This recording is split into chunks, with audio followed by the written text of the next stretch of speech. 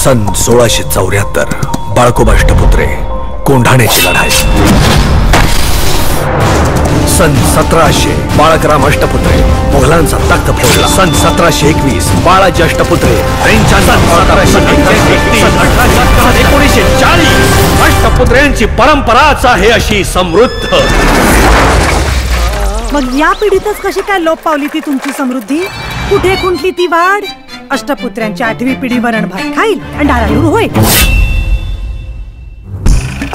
गुलामी करा तुम्ही, गुलामी।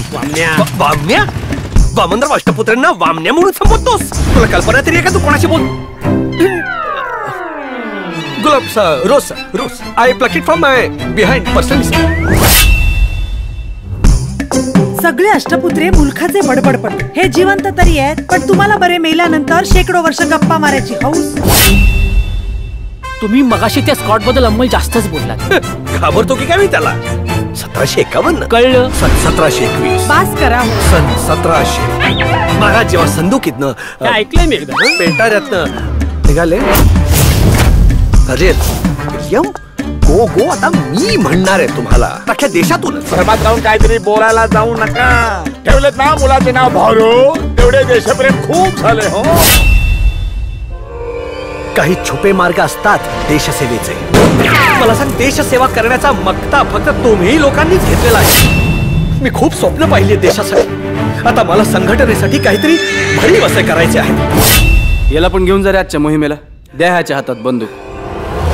अरे मी काय म्हणत होतो की आधी घरी जातो, रुक्मिणीशी चर्चा करतो आणि मग त्यानंतर सामील होतो ना संघटनेत।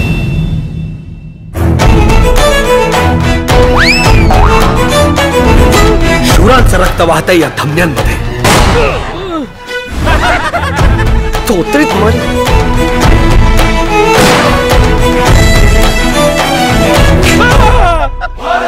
इतिहासात नाव लिहिले जाणार आहे तुझं। प्रणमामि भारतम। प्रणमामि भारतम। जरा हळू।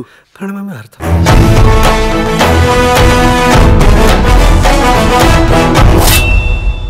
अरे अष्टपुत्रांच्या कुळात जन्म घेतलास ना, मग घाबरतोस कसला? तलवार कुठे आहे तुझी? तलवार घरी आहे।